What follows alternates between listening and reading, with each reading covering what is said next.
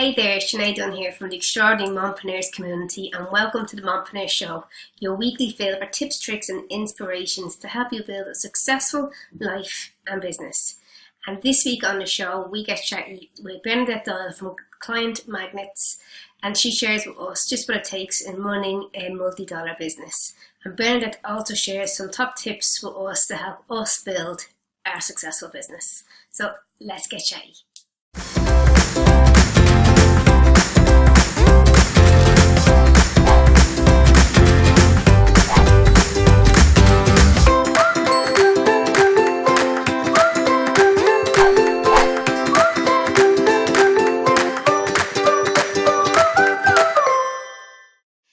Bernadette, hi and welcome to the Mompreneur Show. I'm so happy to have you here. Could you just tell me a few little things about yourself and your business? Yeah, absolutely. And thanks for having me. So I'm Bernadette Doyle, and one of my claims to fame is that I've grown a multi-million-dollar online business whilst raising my two sons as a single mum. And whilst some people might say, well, you grew your business in spite of your children, it doesn't seem that way to me. I actually grew my business because of my children, because it was the moment I found out I was expecting my first child that I realised that I had to stop coasting, that I was going to be responsible for this little person coming into the world.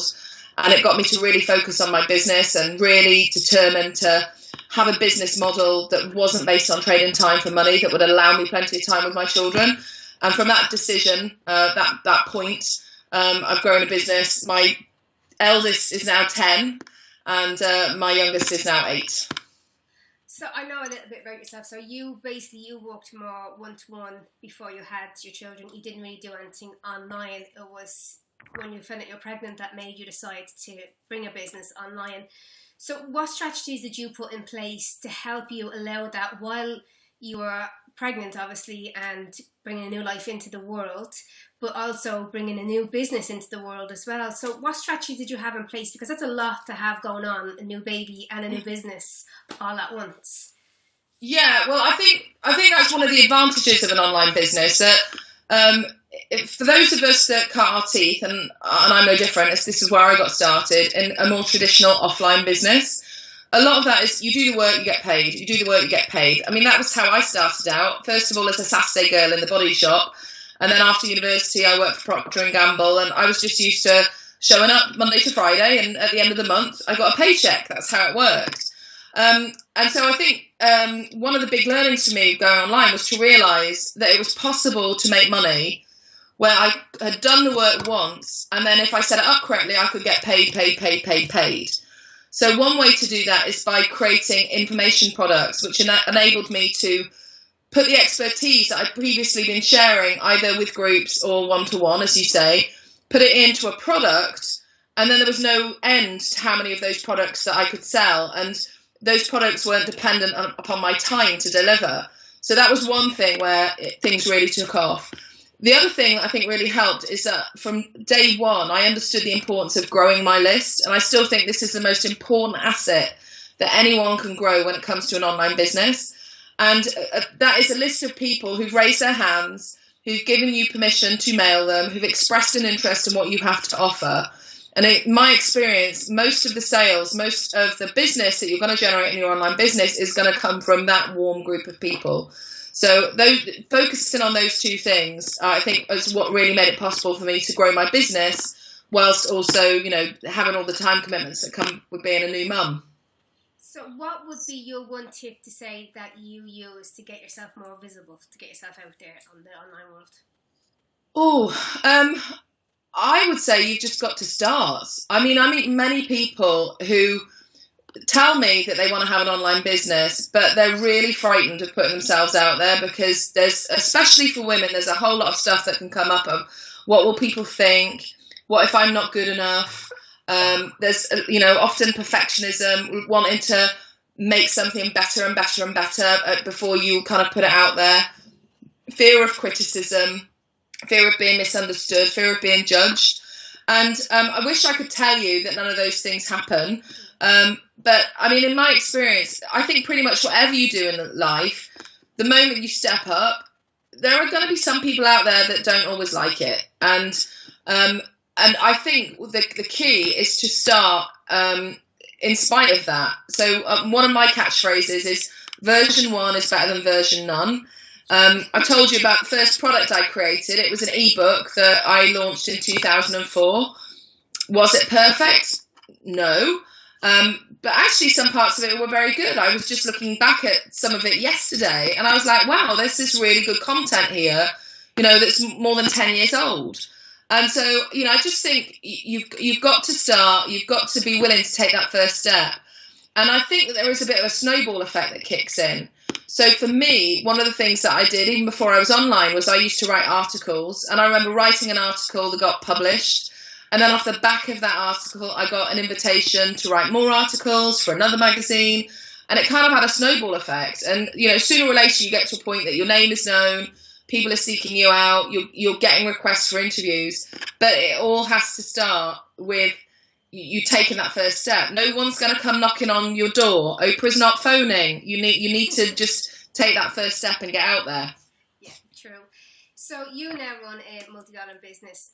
Have you had to have mind shifts to get you to that place? Because again, women, we have like a lot of blocks around money with charging our worth and stuff. So what mindset shifts have you used to kind of bring you up to that level? Oh, that's a really great question. I think a big one for me was giving myself permission and allowing it to be easy. So I think I have like hard work ethic ingrained in my DNA. I come from a family on both sides. My family were manual labourers. I mean, my grandmothers stayed at home. They didn't go to work. My grandfathers were getting paid by exchanging their time for money. And for me, when I started to make a lot of money for less investment of time, stuff came up for me like, is this really okay? Like, can it really be this easy? And this will sound really odd, but it's the truth. There was a part of me that actually felt like I was being disloyal to my grandparents because I was having this success that they hadn't had. And then I copped myself on. Good. We like to say in Ireland. I copped myself on and I thought, if my grandparents were here right now and they could see me, how would they feel about it? Would they resent me? And I had a strong connection with my maternal grandfather, and I have a photo of him in my hallway. And I thought, well, what would he say? And all I could feel was his love and his delight and his pride, how things have unfolded, and that he played his part in that. So that's definitely been a piece for me that's helped. And one thing that's also really helped is to immerse myself with people who are further along in terms of business success and experience than I am. So very early on, it was a really big stretch for me. I joined a mentoring program and I had to travel to the US 3 times a year, which with a young baby was a big stretch, to get all of that organised. And I was leaving him with my sister and travelling over to the US. But there are things that I can still remember from those meetings. And ironically, it wasn't the conversations that happened in the formal room, like where we were masterminding. It was stuff that was coming up at dinner afterwards that really expanded my mind about what was possible and how it was possible to be with money. And that was really exciting and inspirational for me. So I do think it's important to get yourself connected with people who are heading in the same direction with you. And ideally people that are further, a few steps further ahead, because you'll be able to learn a lot from them. Yeah, that is such great advice. I know myself personally, I've struggled a lot with the whole money mindset, but I have a big circle now of friends that are on the same journey, and we actually talk about money now, and it's not like a touchy subject or afraid to talk, I earned this and I earned that. We actually talk about this, and it does open up your mind so much by actually having them people that you can mastermind with and discuss them. So your business obviously has expanded and expanded. So how have you managed, say, your team and then your family life? Like, has it really made a big difference with your business growing, or are you still? Yeah, this is the really interesting thing that nobody really tells you, but I can assure you it's true. It's actually easier to run a business at the $1 million plus level than it was to run a business that was doing under six figures. And the reason for that is because back then, when I was doing under six figures, I was doing so much of it myself. And part of that was out of necessity. Like, I couldn't necessarily afford to hire a team and outsource things. But a big part of it was also my mindset at the time that, I had a belief that I had to be the one to do it. If it's going to be, it's up to me. And sometimes that was not really trusting other people and thinking, well, no one's going to do it as well as me. It has to be me. So I think a lot of business owners have this. And in an early stage of business, that's a real asset. That's a real strength, because it makes you very independent, determined. You're not sitting around waiting for people to come and rescue you. You just go off and make it happen. That's how businesses get started. But then there comes a point, so you get started in your business. There comes a point, you get to this point, and actually, to get to the next level, it's not by doing more of the same. You actually have to change your strategies. You actually have to learn to let go. And so that's one of the reasons why I enjoy my business more at this level than I did even 5 or 6 years ago, because these days I just am doing the things that I'm good at and that come easily to me. So today, for example, I'm doing this interview with you, and earlier I've been shooting new videos, and I have a team around me that they do all the pieces about that. They tell me what videos I need to shoot. They edit the videos for me. They're going to upload them. Like, my assistant is literally doing that, right, as I'm here talking to you. And it's made it easier, because now I feel like the majority of my time in business, I'm doing the things where I can add the most value to the business and to my clients. And I'm doing the things that come easily to me. So it's actually, life is easier than it was, when I was starting out, or even when I was sort of 2 or 3 years into what I was doing. That's such a relief to hear, because that's something that for myself has really feared, because I'm like, okay, I'm like trying to struggle managing family and business at this level. I'm like, I can't imagine what it'd be like when the business grows and grows and grows. So yeah, thank you for that piece. Yeah, that makes me feel a bit at ease. Can I give you a bit of advice on that then? Yeah. So that's really common, because I think we think, oh, well, if I look at all the work I have to do to get this point, and from here I want to double, oh my goodness, I'm going to have to work twice as hard. And you look at your life as it is, and you go, oh my goodness, there's nothing left to give. So I think because of that, sometimes women in particular subconsciously put their foot on the brakes, or they won't set big, bold goals, because they're worried that by going for a big goal, their life is going to get out of control. So one of the things that really helps me is I believe if you've got a dream, Doreen Virtue says, God doesn't give us our dreams without the ability to make them happen.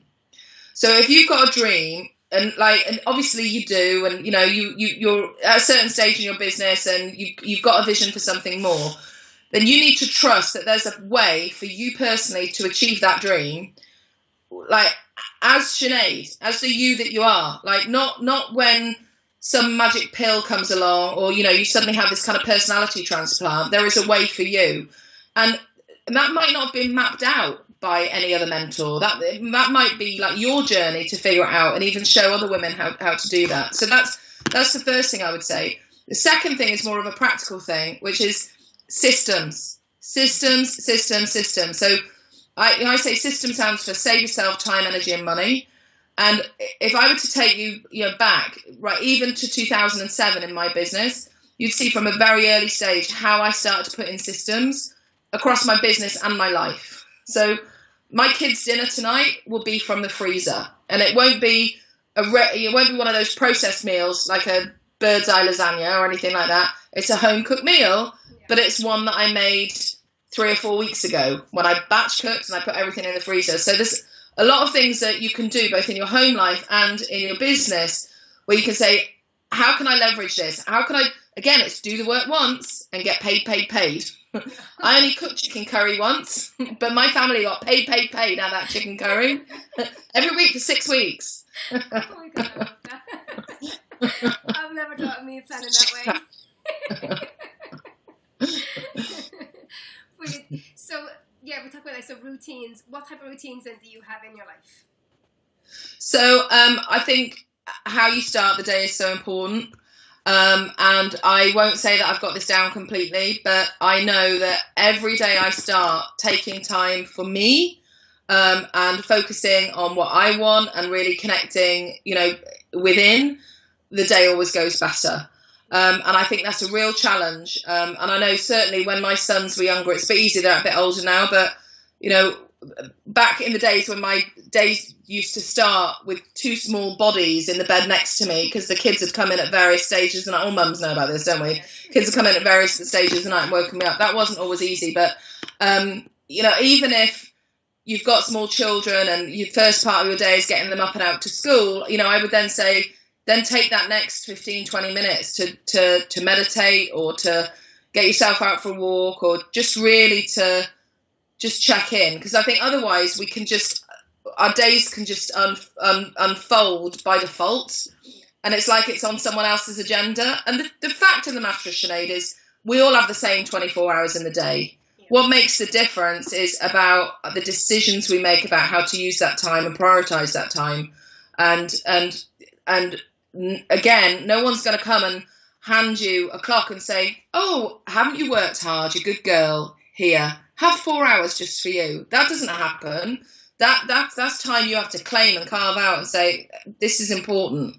So I think that's answered your question.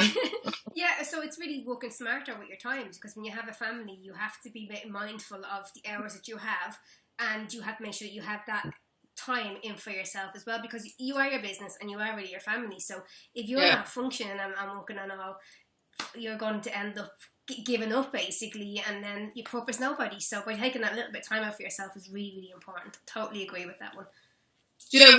When my eldest was a baby, I had an au pair, and she lived with us, and she used to do, our agreement was, she lived in the home, and she was from Spain, and the agreement was she'd do about 25 to 30 hours of babysitting during the week, and in exchange for board and pocket money. And so it's a really kind of, if you can do it, it's a very cost-efficient way of getting childcare. But anyway, because she was doing the 30 hours for me, I thought that during those 30 hours I had to work. So I got so tired because my son wasn't sleeping through the night, and suddenly, it dawned on me, I was like, oh, so actually it's okay for me to take time off. Yeah. I remember one day that she was babysitting my son, and I didn't go and work in my office. I just went and lay down on my bed, and it was like what I really needed at that point. So, yeah, I think it's important to find, mums in particular have to find time for the kids, time for the business, and time for yourself. You've got to balance all three. Yeah, definitely. So if you could have a time machine and go back to, say, the beginning of your business, what would one tip of advice you'd give to yourself? Well, I'll answer that, but the problem is with me, I'm not sure I would have listened. Like us all. No, I would have, I know better now. I'm going to figure this out on my own. What would be one thing I would figure out? What was the one thing? Oh, there's so many things. I'd want to say it's something about team. These days I have a really amazing team, and it is really wonderful. I think I've learned to allow myself to be supported, and I think possibly I had the opportunity to have that much sooner, but I think what was blocking it was me. So I think I would say the advice I would give myself is be open to the support that's already around you, and don't think you have to do this all alone, because you don't. Yeah. And the help is there. And sometimes the best thing you can do is to allow yourself to receive that help. That would be my advice. Yeah, that's it. And I probably listened. Yeah, well, I mean, I suppose most women, we do have a problem with, we want to do everything ourselves, we want to do everything our own way, and we put so much pressure and stress on ourselves. I am totally biggie for that. It's like, I'll ask my family to do something, but I'll redo it after them. Well, yeah, letting go and just saying, okay, I'll just be open to whatever way people want to do it. It's fine. If they didn't do dishes properly, it's still fine. If they're done, just, open to receive the bit of help and support that you could possibly get. And just one more question, what would be one top tip that you would give to other mothers starting out in their business? What would be the main thing for them to focus on in their business? In the business, in an online business, it's your list. I honestly would say, if you just did something every single day to grow your list, if it was sending one email or posting in one forum with a link back to your website, if you just did one thing every day to grow your list, you would be well on your way. Because once you have a list, there's so many ways to make money once you have that relationship with a group of people who know, like, and trust you. So I would definitely emphasize that. Perfect. And what is the one thing in your life right now that's making you really, really happy? Just to end it off on a nice note. What is the right? It is a new program that I've created that I'm really excited about. It's called the Online Profits University. And the reason it's making me happy is because it's a program that I would have liked to have joined years ago when I was getting started, even before I had my first online product, to show me step by step what to do. And the other reason it's making me really happy is because some of the content in it is based on content that I created over 10 years ago, but it's still as relevant as it is today. And so it's really quite exciting to have like a body of work over 10 to 15 years online and be able to now serve people and share it from my heart today. So that's making me really happy. Oh, that's amazing. So can you just tell us where we can find you and find out about your program as well? Yeah, if you come to www.online-profits-university.com, when you land on that page, you'll be able to get more information about the university. And we're not open for enrolment all year round. And I don't know when people will be watching this. Is this going to be published soon, Sinead? Yeah, it'll be out there over near the end of the month, November. Oh, okay. So actually we're officially opening in November. So that could be, a very good time. So come along to that page and you'll be able to find out more about the university and when we're open for enrolment. Brilliant. So I'll put the links and stuff below the video as well so people can find you it on your website and stuff like that. Yeah. So Bernadette, thank you so much. I've gotten so much from this interview. It's been absolutely amazing. So thank you so much. And you're welcome, Sinead. Okay, bye for now. Bye. Hey everyone, Sinead Dunn here, the founder of the Mompreneur Community, and welcome to my 5-part free video training. And I'm so excited to be teaching you on how to save more time in your life and in your business. Trello is an amazing project management task tool. It saves you so much time, it makes you super organized, and it makes you even more productive. I mean, who does not want that in their life, right? And do you want to know another amazing thing? It's free. This digital workspace is like a mind map, and I'm going to show you how you can use it in your life and in your business that is going to blow your mind. You can use it in ways of project management, doing your family chores, travel plans. You can put your travel plans in there, your meal planning. You can practically manage your whole life in here. And another great thing is you can keep your inbox clean. I mean, who doesn't want that? Seriously, because I know my inbox does get overwhelmed. But using Trello, you can get people to email you straight to a Trello board, which is just blows my mind. You can collaborate with your team in there. You can collaborate with your husband and even your children in there. Seriously, it is absolutely amazing. It saves you so much time, and it stops you really from searching through files. It stops you from notebooks. I mean, I have so many notebooks in my life. It is absolutely ridiculous, and I write things in them and I forget where I put it. So no more of that, because I do my to-do list in there, I do my brain dump in there, I do absolutely everything in there, and I cannot wait, and I'm so excited how I can show you how you can do this for your life also. So I look forward to seeing you in the videos and teaching you how I use Trello in my life.